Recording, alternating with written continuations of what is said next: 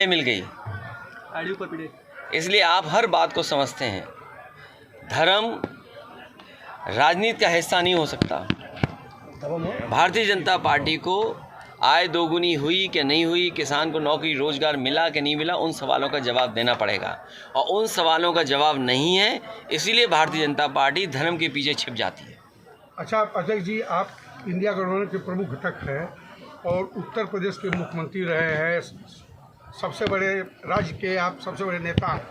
आप 40 seat 48 seat वाले लोकसभा क्षेत्र के लोग जो है मांग कर रहे हैं कि इनको प्रधानमंत्री बनाया जाए, इनको सब। और 80 सीट वाले होने के बाद भी जब प्रधानमंत्री बनने की बात आती है या संसद बनने की बात आती है तो आप जो है शांत हो जाते हैं, कुछ बोलते नहीं।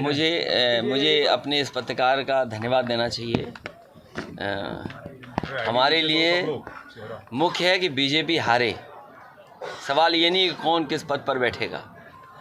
और आप तो बलिया के हैं जहाँ से प्रधानमंत्री रहे हैं, तो आप इन बातों को सब समझते हो, गिनती की और परिस्थितियों को भी समझते हो कि कभी कभी कम वाले भी प्रधानमंत्री बनते हैं। तो मैंने उत्तर प्रदेश के युवाओं की आकांक्षाओं को आप पूरा करेंगे भविष्य में? प्रधानमंत्री अगर बनने की स्थिति आती है तो हमारा जो सपना रहा है, देखिए जो सपना समाजवादियों का रहा वो ये रहा कि पूर्वांचल का इलाका खुशहाली से जुड़ जाए। इसीलिए ये जो सड़क आपको पूर्वांचल की दी थी वो किसी के मांगने पर नहीं दी थी।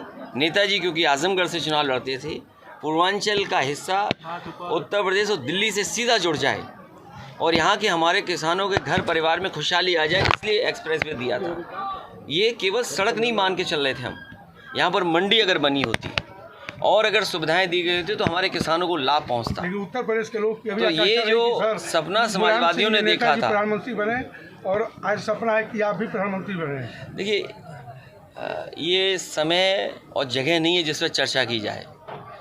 कभी दोबारा बलिया आएंगे हम लोग। अच्छा सर, मेरठ में एक किसान ने आत्महत्या करने की कोशिश की है, पेट्रोल डालकर जो है आग लगाने की कोशिश की है, क्योंकि वन विभाग उसकी जमीन पर कुछ करने जा रहा था।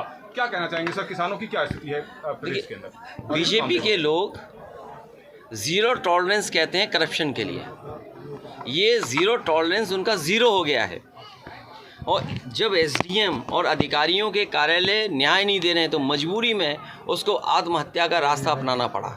अगर कोई दोषी है उसके लिए तो वो भारतीय जनता पार्टी की सरकार के लोगों, और केवल मेरठ में एक किसान की आत्महत्या का सवाल नहीं है, उसके साथ साथ एक दलित और पिछड़े वर्ग के लोगों की किस तरह पिटाई की गई, एक बहुजन समाज के सभासद की किस तरह मंत्री ने और विधायक ने पिटाई की।